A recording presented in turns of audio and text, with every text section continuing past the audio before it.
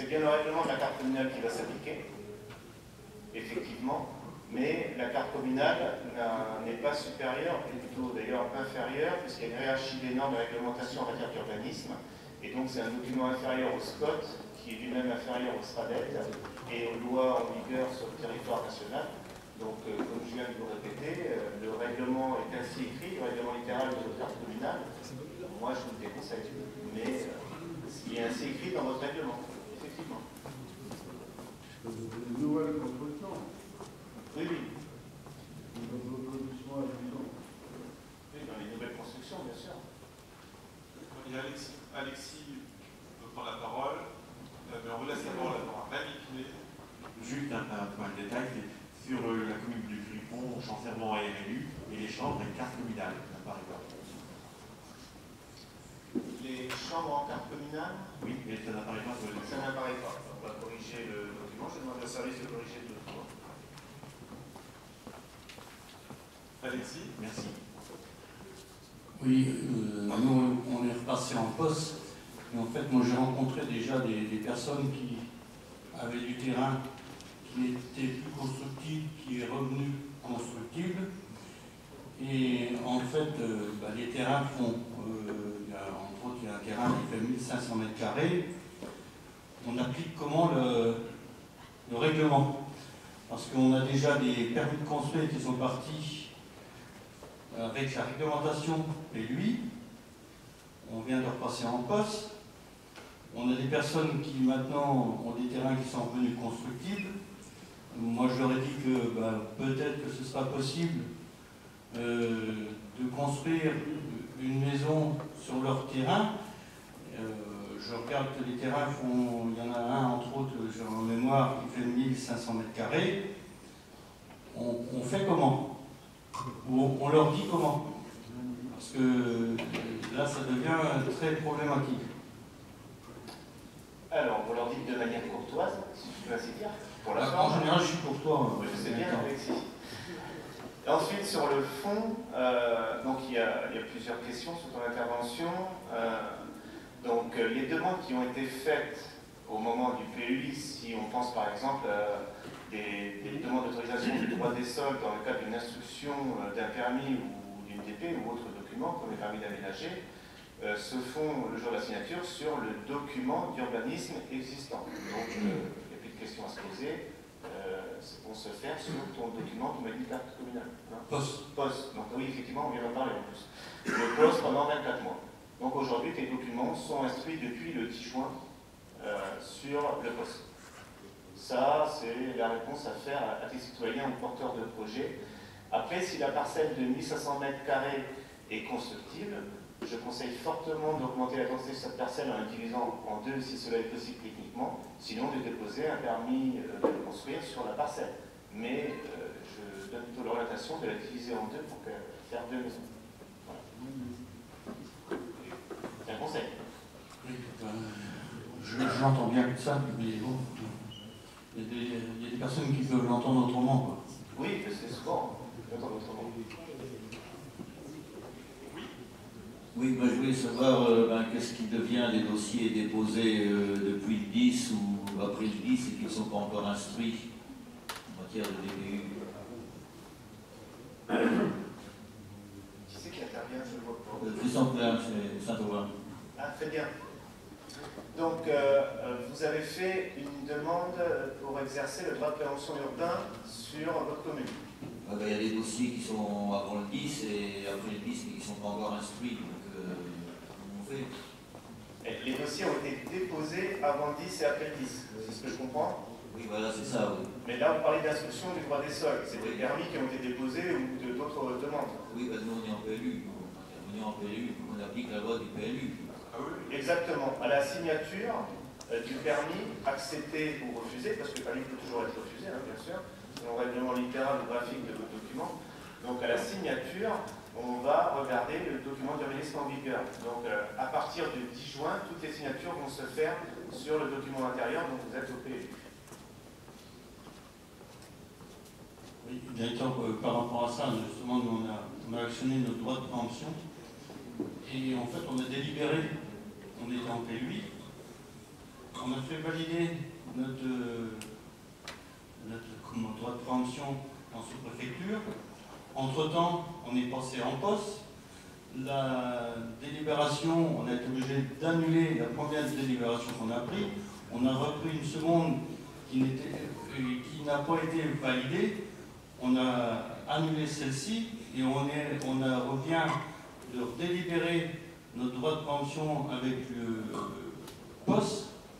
Et en fait, pendant ce temps-là, le temps passe et on est un petit peu à la ramasse sur le dossier, quoi. Alors, effectivement, il faut rappeler l'exercice du droit de préemption. C'est important, je te remercie de rappeler qu'effectivement, il n'est pas toujours aisé d'exercer ce droit. Il est important de savoir qu'il faut anticiper l'exécution de ce droit de préemption. Ça ne peut pas se faire par un effet d'opportunité parce que vous allez voir sur votre bureau arriver des ventes de terrain ou autres bâtiments. Donc il est important, surtout que nous sommes en début de mandat, aujourd'hui que lors de vos conseils municipaux, vous puissiez passer une délibération en zonant ou en expliquant que vous avez une volonté d'aménager votre commune, de porter un projet, et pour cela, vous souhaitez exercer le droit de préemption pour telle ou telle raison, et de la préciser. Ce qui va renforcer le côté juridique de la DIA, parce qu'effectivement, c'est pas parce que nous avons cette compétence que nous avons tous les droits associés à cette compétence, et il est important de consolider administrativement et juridiquement l'exercice de ce droit. Donc c'est très bien d'avoir passé cette délibération. Maintenant, je dis ça de tête, si cette délibération était passée sur PLUI au moment où PLUI était encore en vigueur, elle restait valable pour l'exercice, si vous l'avez exécutée. Bon, après, le fait de la retirer pour la relier au poste, ça consolide un peu juridiquement, mais je ne suis pas sûr que c'était nécessaire. En fait, le souci, il faut que ce soit validé par le président de l'aglo. Le temps que ça fasse la navette, je vais dire ça comme ça, le temps passe et puis on se retrouve dans un autre règlement. Finalement, on redémarre le dossier à zéro. Pendant ce temps-là, le temps passe. Il faut faire valider ça par le conseil déjà, avant. Après, il faut faire valider la délite à la sous-préfecture, qu'on fait valider par le président de l'aglo. Je dis, c'est le parcours de combattant, ce faire-là. Justement, ce qui est pour vos espoirs, c'est qu'on trouve le moyen de travailler le plus vite possible. Et autre chose, parce que nous, vu la complexité du dossier, c'est qu'on a pris une délibération pour créer une veille foncière, pour qu'on puisse contrôler, parce qu'on a une problématique, ça a été dit là, au moment de la commission sur le tourisme, on manque de logements pour les saisonniers. On a des dents creuses qui s'en vont pour ne faire quelque chose pour rien. Et en fait, si on a plus cette possibilité-là de mettre en place une politique de l'habitat pour loger nos salariés saisonniers qui sont sur le secteur, les entreprises ont déjà du mal à trouver des salariés. Si on ne peut plus les loger, parce qu'on a régulièrement des demandes pour loger les salariés, et on fait comment?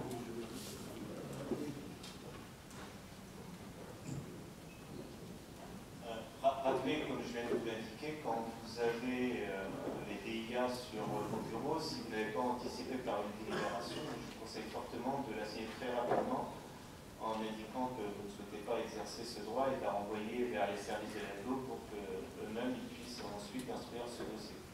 Rappelez aussi que les services fonciers de l'aglo travaillent sur certains secteurs concernant les DIA pour l'exercice des compétences qui sont rattachées à celle de l'autre côté de l'agglomération. Donc il y a les communes qui peuvent préempter pour un certain nombre de sujets et l'agglomération aussi regarde les terrains qui peuvent être intéressants dans le cadre de certaines compétences. C'est vrai que vu la période très floue dans laquelle on se trouve aujourd'hui sur le territoire de Saint-Michel, qui fait l'évaluation du PLU, c'est une idée que soufflait David à l'instant, David Jequin. Il y aurait peut-être plus d'organiser une sorte de réunion de crise, entre guillemets, pour que chacun comprenne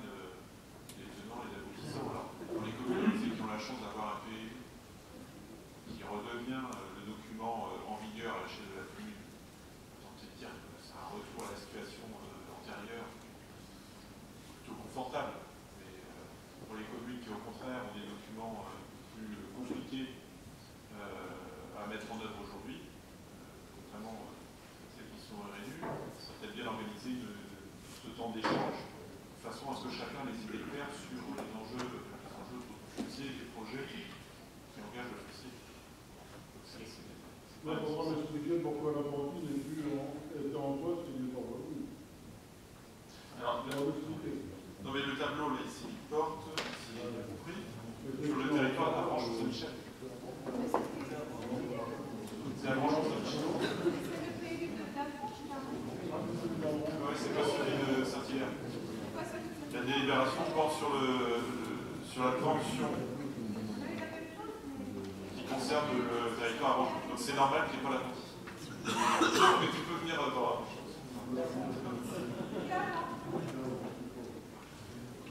Donc Gaëtan, peut-être organiser ce temps d'échange. Alors, vous avez raison de le rappeler, M. le Président, il est prévu plusieurs temps d'échange. Et on va le faire sur les secteurs géographiques correspondant aux documents d'urbanisme, comme ça a pu être fait par Jackie sur Saint-Hilaire, suite à l'annulation du document PLUI Saint-Hilaire-du-Harcouët. On va faire la même chose sur Avranches-Mont-Saint-Michel pour prendre certaines orientations ou décisions concernant l'aménagement du territoire, puisqu'il s'agit de cette compétence. Et ensuite, on aura d'autres temps d'échange sur les secteurs de Mortain et du Val de Zé très prochainement. On est en train de fixer les dates, on en discute depuis hier pour qu'on puisse trouver des temps d'échange. Monsieur le vice-président m'avait fait signer une convocation hier, de mémoire. Voilà, donc ça se met en place gentiment et sur les différents secteurs de l'agglomération parce que les sujets ne sont pas les mêmes. Par contre, effectivement, pour les communes RNU, vous avez raison de le rappeler, Monsieur le Président, il y a, je pense, un temps d'échange plus important à prévoir pour expliquer le mécanisme des communes qui sont RNU et les difficultés à voir leur création du droit des sols être inscrits en temps et en heure. Bien, est-ce qu'on peut revenir peut-être à la délibération pour éventuellement aller vers le vote si... Il y a une question, pardon. Non, c'est pas une question, simplement un remerciement. Je note avec satisfaction que le délai de transmission des liens soit de porter 15 jours de commune à communauté de communes. Parce que de nombreux notaires, de nombreux clients des notaires, à une certaine époque, notamment pendant la période de Covid, ont pu regretter que les délais soient longs avant la réponse. Donc, je te remercie Gaëtan de toute son action. Petit point, chambre départementale des notaires, c'est la chambre de la cour d'appel de Caen. Merci des précisions, Hervé. On va corriger. Est-ce qu'il y a d'autres questions ou remarques avant qu'on passe au vote? On y va? Vous pouvez voter.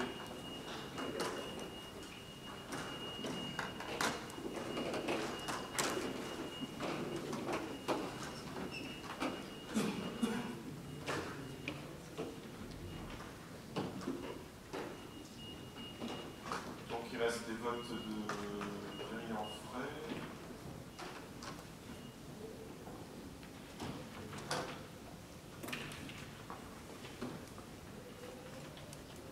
Rémi en frais, toujours, c'est bon. Voilà. Donc 115 votes favorables, 2 abstentions. Donc, question adoptée. Le point suivant donc, nous amène à aborder un nouveau chapitre, le chapitre service à la personne, et c'est Michael Seguin qui aborde le point 8, enfance-jeunesse, et il s'agit d'évoquer l'harmonisation des accueils collectifs de mineurs. Michael. Tout à fait, donc juste la note de synthèse est particulièrement longue, donc je vais vous proposer de revenir sur l'essentiel, je vais essayer de résumer un petit peu, si vous avez des questions bien sûr on pourra revenir dessus. Donc juste pour commencer, c'est un travail qui a été fait avec un diagnostic de tous les tarifs qui existaient sur notre agglo. Alors pour le moment, on parle bien des ACM, des accueils collectifs de mineurs en régie, au niveau de l'agglomération. Donc il y a eu tout un travail de fait depuis le début d'année, et puis en fait, ensuite ça a été travaillé en commission. Donc voilà. Alors effectivement, pour ce soir, on va voter, les votes vont porter sur 4 tarifs. Donc on va sur les tarifs de périscolaire qui sont les temps du matin et du soir pendant le temps scolaire. Les tarifs extrascolaires qui sont les temps du mercredi et pendant les vacances scolaires. Donc après on va revenir sur les tarifs des petites sorties et le tarif des grandes sorties dans les centres de loisirs. Donc l'objectif du vote de ces tarifs, c'est d'harmoniser les tarifs, mais aussi leur contenu, en intégrant dans le prix, par exemple, pour le périscolaire, les goûters et un coin des devoirs pour tout le monde. Alors il faut savoir qu'au niveau des goûters, quasiment dans tous les centres de loisirs, sur le périscolaire, ça existait, sauf dans quelques-uns, dans 2 ou 3, donc dans l'idéal, on souhaite tout harmoniser, et bien sûr un coin des devoirs. Alors il faut savoir que, tout à l'heure je viens de vous dire que c'est pour les centres les ACM qui sont en régie, et bien sûr les ACM associatifs, ils ne sont pas encore concernés par cette harmonisation. Mais en 2022, on aura des conventions pluriannuelles d'objectifs qui seront travaillées avec eux. Et à cette occasion, il sera proposé qu'ils appliquent et de tendre vers nos tarifs communautaires, quitte à les égaler. Voilà. Donc il faut savoir que la CAF nous verse des subventions qu'on appelle la PSO. La PSO, c'est la prestation de services ordinaires pour le fonctionnement des ACM. Alors, il faut savoir que la CAF nous donne 54 centimes par enfant et par heure, mais bien sûr, en contrepartie, elle impose que notre service soit payant, que des tarifs soient modulés en fonction du quotient familial, que le découpage et le tarif de 2 premières tranches, qui est un découpage pour l'extrascolaire, et qui est une dégressivité pour le 2e enfant sur l'extrascolaire. Alors il faut savoir que les tarifs prennent en compte le niveau des ressources des familles en s'appuyant sur le quotient familial avec la création de 5 tranches. Donc je ne sais pas si on voit au niveau du tableau, si on va... Voilà. Alors, vous avez l'explication de ce qu'est le quotient familial, donc vous l'avez lu tout à l'heure, c'est 1/12 des revenus annuels avant abattements fiscaux plus montant mensuel des prestations familiales, les aides au logement comprises, divisé par le nombre de parts. Donc, ce qui était important pour la commission, c'était aussi de savoir, parce que nous, ça nous... Enfin voilà, ce qui était important, c'était de savoir le montant des ressources qu'on peut avoir dans nos familles, dans nos administrés, avec, donc s'ils sont un couple avec 3 enfants, 2 enfants, de voir vers quoi, quel est leur quotient familial. Donc voilà. Alors il faut savoir que l'ensemble des tarifs s'appliqueront à partir de septembre à la rentrée, là, 2021. Et puis, donc on va commencer par, on va revenir sur le premier tableau qui va être sur le périscolaire. Voilà. Donc il faut savoir que la commission a volontairement sélectionné 2 propositions par tarif pour laisser au choix au conseil. Il faut savoir qu'à la base, on en avait 4 et que la commission a souhaité justement diminuer. Donc il faut savoir actuellement, quand on donne le tableau actuel, où c'est marqué actuellement, c'est effectivement le nombre en 2019 des enfants qui étaient en ACM. Vous imaginez bien qu'avec l'année qu'on a eue en 2020, nos ACM, pour beaucoup, ont été en partie confinés, fermés, et qui ont été juste ouverts pour les enfants des personnes, du personnel dit prioritaire. Donc voilà. Ensuite, vous avez donc la proposition 1 et la proposition 2.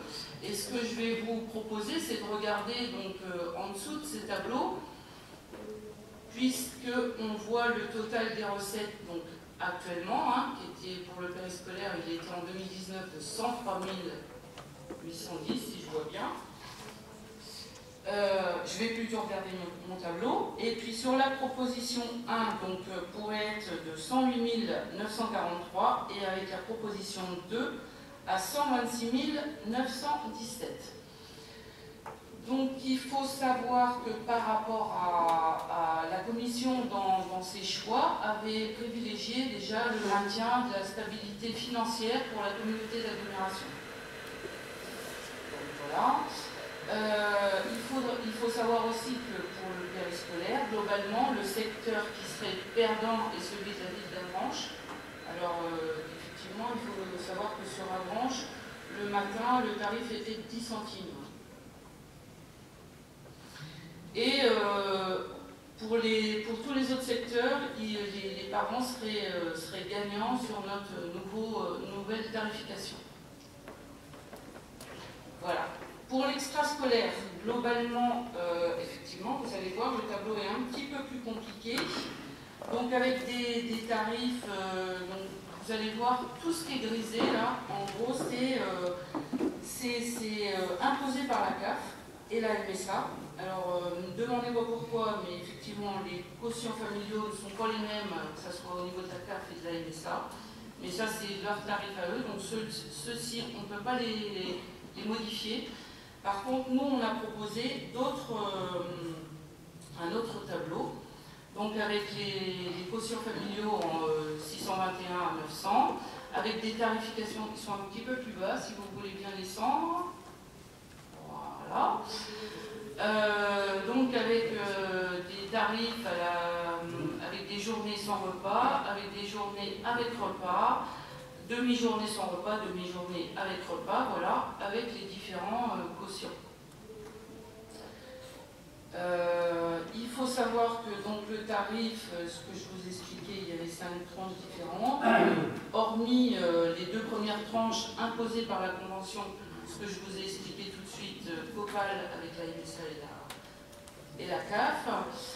La dégressivité pour le deuxième enfant ne s'applique que sur les 2 premières tranches. Donc les 4 possibilités de tarifs, voilà. Et voilà, donc par rapport à ce que je viens de vous expliquer, donc actuellement on avait, quand on regarde encore en bas, donc pour l'année 2019, une recette de 301 367 €, qui pourrait être avec le nouveau tarif, donc la proposition 1, donc je ne vais pas tous les citer, vous les avez eu le temps de les regarder, donc serait de 303 611, et si on appliquait un tarif un petit peu plus élevé, il serait de 331 165 €. Il faut savoir que pour l'extrascolaire, globalement, tous les secteurs sont gagnants sur les premières tranches, et tout particulièrement celui du Mortenay, et tous les secteurs sont perdants sur la dernière tranche. Alors quand on parle de la dernière tranche, c'est pour les personnes qui gagnent le plus cher en fait, hein, voilà. Quand on parle de non-allocataires, il faut savoir qu'il y a des gens qui ne souhaitent pas donner leur QF, donc ils sont dans cette tranche-là. Et pour les hors agglomération, ça peut être aussi des enfants qui vivent hors agglomération, qui peuvent être en vacances chez leurs grands-parents. Et voilà pourquoi on a mis cette tarification-là. Voilà, alors je vais continuer. Je ne sais pas si vous avez déjà des questions. Ah. Vas-y. Plus, quand tu as évoqué les centimes sur Avranches, c'est simplement parce que quand Avranches est passé communautaire, c'était gratuit avant. Et la CAF refusait de nous verser des subventions s'il n'y avait pas de tarif. Donc, disons, dans la précipitation ou dans l'obligation, on a voté un petit tarif à 10 centimes, et c'était histoire d'avoir un tarif. C'était donc voté à 10 centimes, et ça ne reflétait pas la vérité. C'était surtout pour que la CAF nous verse une subvention à droite. Merci. Donc on va continuer sur le tarif des petites sorties. Donc ce qu'on appelle les petites sorties, donc effectivement l'objectif va aussi être d'avoir un tarif harmonisé, bien sûr. Hein. Et donc les petites sorties concernent des sorties dont le ticket d'entrée serait inférieur à 20 € ou qui sont dans un rayon inférieur à 150 km par rapport au siège, par rapport à la branche. Donc voilà, on va vous proposer